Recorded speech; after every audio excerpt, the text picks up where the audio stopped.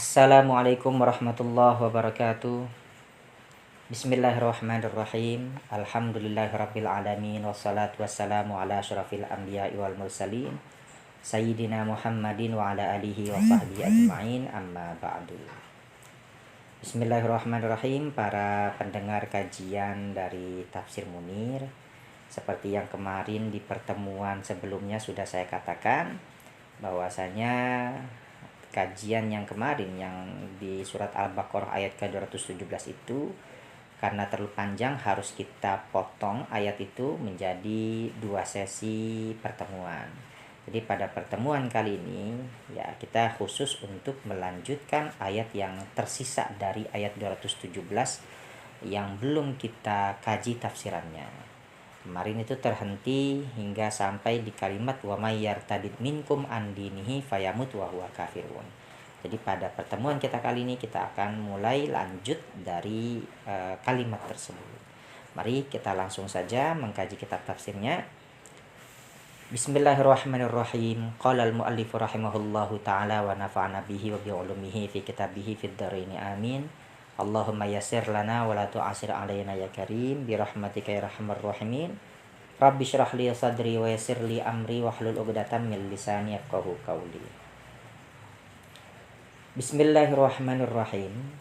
Wa may yartadid minkum an dinihi fayamut wa huwa kafirun bi allam yarji' ilal islami fa ulaika al musirruna 'alal irtidadi ila hinil mauti habitat a'maluhum alhasanatul lati amaluha fi halatil islami.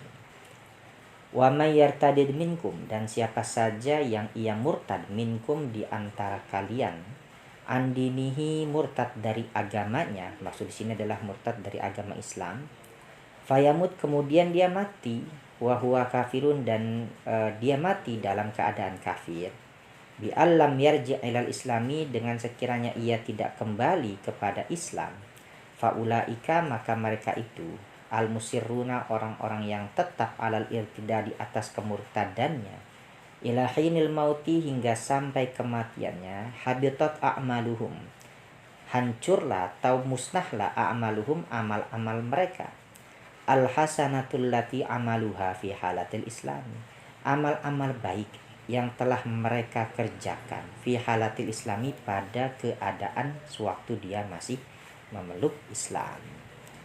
Ini adalah merupakan sebuah ancaman ya untuk orang yang murtad dari agama Islam, yang dia murtad kemudian hingga sampai kematiannya dia tidak bertaubat, artinya tidak kembali lagi memeluk Islam.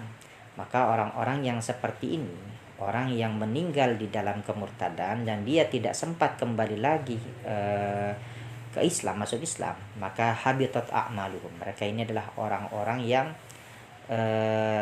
hancur, atau maksudnya ya terbuang begitu saja amal-amal mereka, artinya musnah amal-amal baik yang telah mereka lakukan pada saat dia Islam. Habitat amaluhum, hancurnya amal-amal mereka ini, fid dunya wal akhirah, itu di dunia dan juga di akhirat. Fahubutul a'mali, maka adapun musnahnya amal-amal fid dunya, di dalam dunia, huwa yakni annahu, sesungguhnya dia orang yang murtad tadi, yang belum dia bertaubat hingga sampai dia wafat, artinya belum kembali lagi memeluk Islam sampai dia wafat, yuqtalu inda dhafri bihi, dia dibunuh ketika ia tertangkap, wa yuqatalu illa ayyudhfara bihi, dan ia diperangi hingga sampai ia tertangkap atau hingga sampai ia ditangkap. Jadi salah satu bentuk musnahnya amal-amal orang-orang yang murtad di dunia ini itu adalah ketika dia ditangkap oleh orang-orang muslim. Di sini maksudnya adalah yang berhak, yaitu pemerintah ya, pemerintah. Jadi bukan sembarangan orang. Jadi yang berhak untuk melakukan sebuah pengadilan untuk orang-orang yang murtad ini adalah pemerintah yang sah. Pemerintah yang sah. Kalau di Indonesia ya tidak mengatur masalah kemurtadan ini. Tapi ini kalau seandainya kan kita memang menggunakan ala pemerintahan Islam, Ya seperti ini hukumannya. Jadi ketika ada orang yang murtad kemudian dia tidak kembali kepada keislamannya, maka ketika dia ditangkap diajak bertobat dulu. Jika dia tidak mau bertobat, maka dia bisa dibunuh. Tapi memang dalam sejarahnya Nabi itu tidak pernah membunuh satupun orang yang murtad. Ada kemungkinan besar di dalam beberapa literatur yang saya baca, kemungkinan masalah kemurtadan yang dia dikenakan hukuman bunuh ini adalah terjadi pada masa perang, atau pada masa di saat dimana kaum muslimin sedang memiliki hubungan yang tidak baik dengan orang-orang non muslim, sehingga dikhawatirkan kemurtadannya itu akan membawa dampak persatuan. Jadi bisa jadi ketika dia murtad dan dia malah beralih ke pihak musuh, sehingga orang-orang yang seperti ini ya bisa dianggap sebagai pengkhianat. Oleh karena itu dia bisa dibunuh dengan sebab kemurtadan, yang dari sebab kemurtadannya itu membuat dia berkhianat dan berpihak kepada musuh-musuh Islam. Jadi memang kalau secara sejarahnya saya belum mendapatkan ada riwayat Nabi pernah membunuh orang yang murtad. Maksudnya murtad secara murni itu ya, dengan tanpa ada embel-embel motif-motif yang lain. Tapi kalau seandainya memang ada, mohon dikoreksi jika memang ada keterangan yang mengatakan Nabi pernah membunuh orang yang murtad dari Islam. Jadi sekali lagi mohon dikoreksi jika memang ditemukan ada keterangan itu. Wala yastahiqu minal mu'minina nasran wala sana'an hasanan. Wala yastahiqu, dan tidaklah berhak minal mu'minina, dari orang-orang mukminin, nasran, untuk menolong, wala sana'an hasanan, dan tidak ada pujian kebaikan. Watabinu zaujatuhu minhu, watabinu, dan menjadi tertolak bain zaujatuhu, istrinya, minhu, dari dia orang muslim yang murtad itu tadi. Jadi ketika dia murtad maka secara otomatis istrinya itu tertalak bain. Artinya tertalak bain ini talak yang sudah tidak bisa diharapkan lagi rujuknya, ya harus melalui proses akad nikah yang baru, namanya talak bain. Wala yastahiqul mirasu, dan tidaklah berhak al mirasu, pewarisan, dan dia tidak berhak untuk mendapatkan wala yastahiqul mirasa ini ya. Wala yastahiqul mirasa min kulli ahadin, dan ia tidak berhak untuk mendapatkan harta waris min kulli ahadin, dari seseorang. Wa hubutu a'malihim, dan adapun hancurnya amal-amal mereka fil akhirati, di akhirat,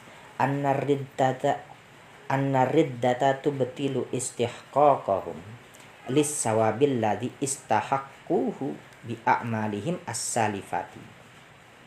Adapun hancurnya amal-amal mereka fil akhirati, di akhirat, itu adalah annariddata, sesungguhnya kemurtadan, tubtilu, itu dapat membatalkan istihqaquhum, akan keberhakannya mereka, lisawabi, untuk mendapatkan ganjaran, alladzi istahaqquhu bi a'malihim as-salifati, yang mereka itu berhak untuk mendapatkan ganjaran itu bi a'malihim, dengan amal-amal mereka as-salifati, yang telah terdahulu.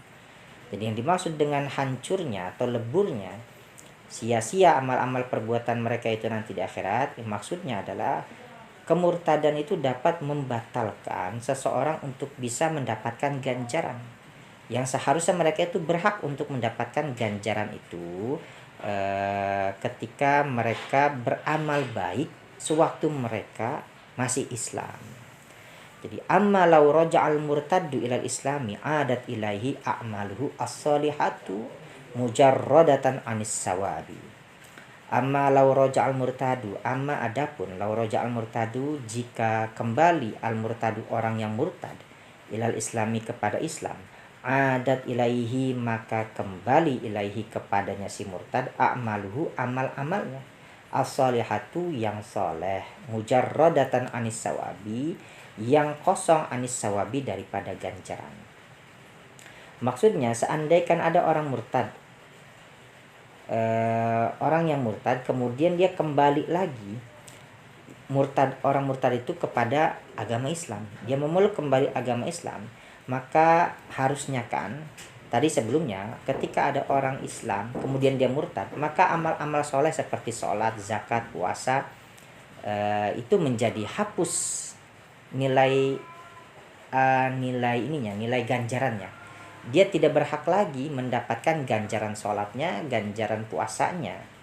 Tetapi ketika ada orang yang murtad itu tadi masuk kembali kepada Islam, maka amal-amal soleh tadi itu, puasanya, zakatnya, pergi hajinya, ya kembali lagi kepada dia, tetapi dia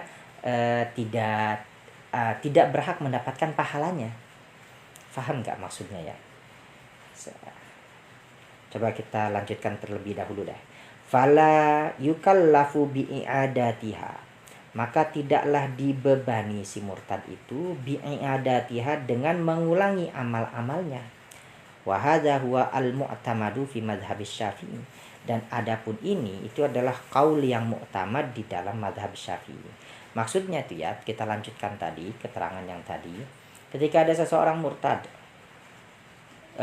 keluar dari Islam, maka seharusnya secara otomatis semua amal-amal baiknya, sholatnya, zakatnya, puasanya, hajinya, dan yang lain-lainnya itu kan terhapus ya. Terhapus dari daftar ganjaran, daftar untuk dia bisa mendapatkan pahala, terhapus dia. Tetapi ketika ada orang yang murtad itu tadi masuk lagi ke dalam agama Islam, maka ganjarannya tetap terhapus. Tetapi amal perbuatannya itu seperti hajinya tidak perlu lagi diulang. Puasanya tidak perlu lagi diulang atau diqadha.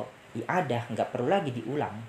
Sholatnya nggak perlu lagi diulang. Karena apa? Karena memang secara zahirnya dia sudah melakukan itu pada saat dia sedang memeluk Islam. Meskipun dia setelahnya murtad.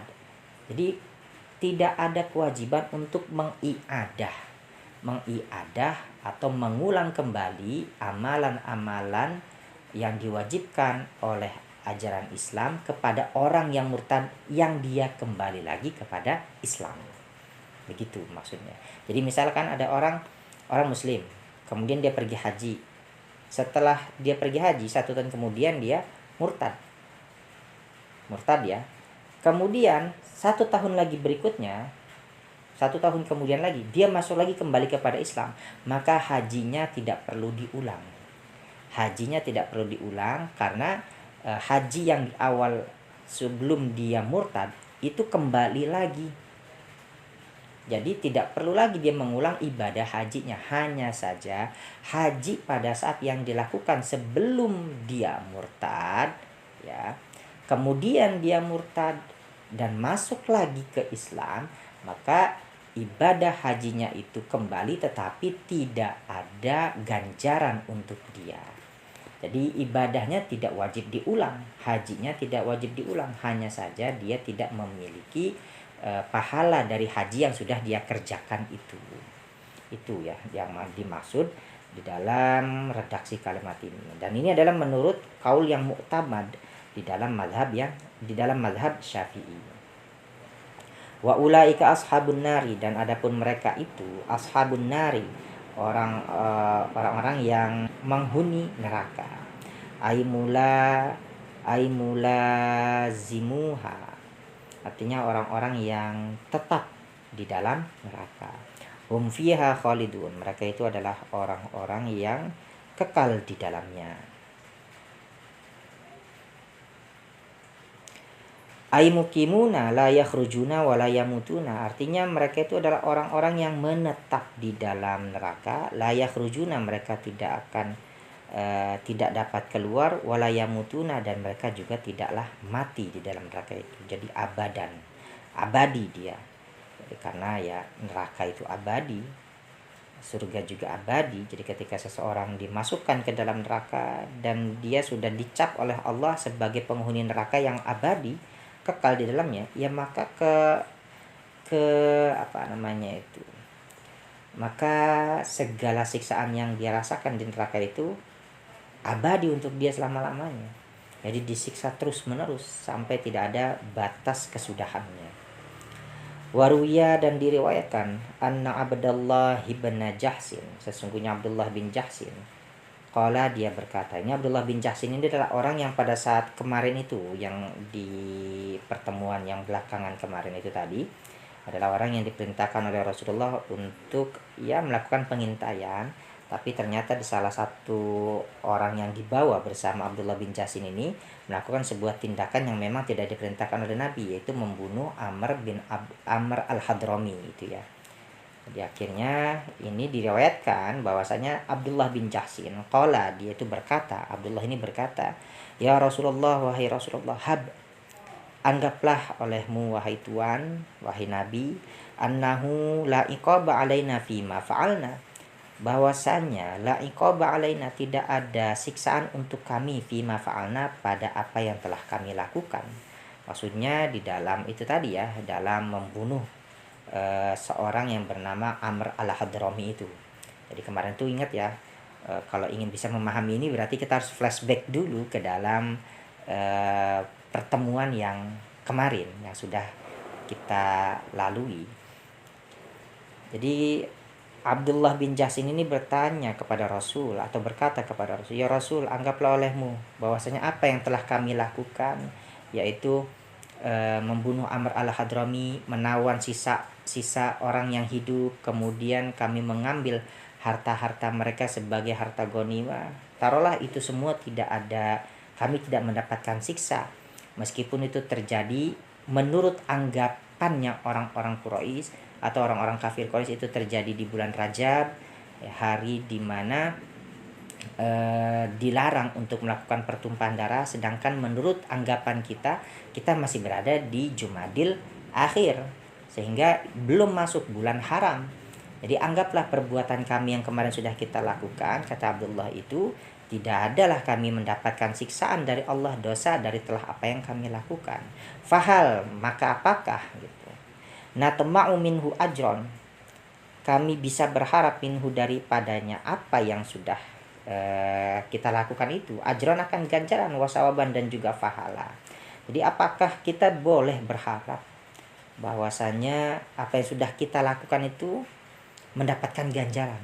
Jadi taruhlah, kata Abdullah ini, ya Rasul, taruhlah kalau seandainya kami tidak mendapatkan siksa, boleh nggak kami berharap bahwasanya apa yang telah kami lakukan itu justru ada ganjaran dan juga ada pahala di sisi Allah. Akhirnya fanazalat hadil ayatu, akhirnya Allah turunkan ayat ini, innalladzina amanu billahi wa rasulihi walladzina hajaru ay faraku autanahum wa asyairahum min makkata ilal madinati, dan seterusnya nih ya, panjang.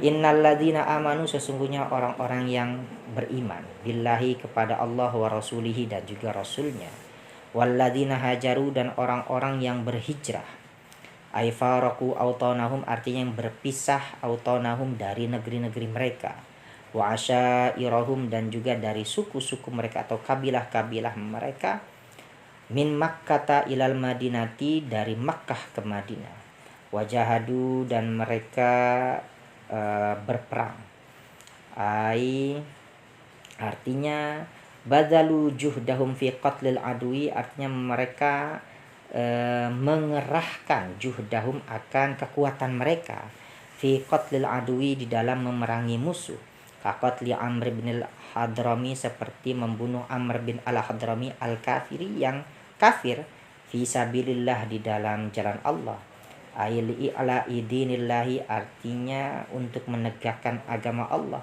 ulaika yarjuna rahmatullahi, adapun mereka itu semua, yarjuna, mereka mengharap, rahmatullahi, akan rahmatnya Allah, ayat ma'una fi sawabillahi, artinya mereka mengharap di dalam ganjaran daripada Allah Ta'ala, au yanaluna jannatallahi, atau mereka memperoleh surganya Allah, wallahu, dan adapun Allah, ghafurur rahimun, itu adalah zat yang maha pengampun juga welas asih.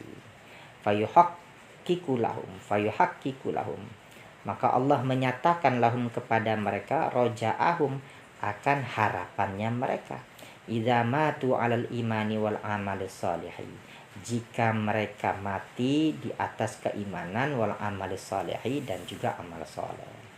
Jadi tadi ketika Abdullah bin Jahsin ini bertanya kepada Rasul terkait tentang apakah tindakan yang mereka telah lakukan itu bisa memiliki potensi untuk bisa mendapatkan ganjaran dari Allah, maka Allah akhirnya menurunkan ayat ini. Innal ladzina amanu wal ladzina hajaru wa jahadu fi sabilillah ulaika yarjuna rahmatallah wallahu ghafurur rahim. Jadi orang-orang yang mereka beriman kepada Allah, kepada Rasulnya, dan juga orang-orang yang berhijrah, yang berpisah daripada negeri-negerinya dan juga kerabat-kerabatnya, dia berpisah dari negeri Makkah menuju Madinah, dan orang-orang yang berjihad di jalan Allah untuk menegakkan agama Allah, mereka itulah orang-orang yang mengharapkan rahmat Allah, dan juga Allah maha memberikan ampunan dan juga maha welas asih. Sehingga dengan turunnya ayat ini, Allah itu menyatakan kepada mereka tentang pengharapan mereka itu, bahwasanya pengharapan mereka itu ya layak untuk diberikan ganjaran. Idza matu, di sini ada syaratnya menurut Syekh Nawawi, kalau saja mereka mati di atas keimanan dan di atas amal soleh. Jadi dengan turunnya ayat ini ya Allah menjawab tentang kerisauan di dalam hati Abdullah bin Jahsin dan juga orang-orang yang ikut dalam kelompoknya Abdullah bin Jahsin ini. Sehingga dalam ayat ini Allah memberikan merespon harapan mereka itu dengan respon yang baik. Mungkin ini saja yang bisa dapat saya sampaikan, tidak terlalu lama, tapi mudah-mudahan ini ada manfaatnya, baik untuk diri saya sendiri secara pribadi maupun bagi para pendengar pada umumnya. Kita lanjutkan kembali pada pertemuan besok. Saya akhiri, wallahul muwaffiq ila aqwamit thoriq. Assalamualaikum warahmatullahi wabarakatuh.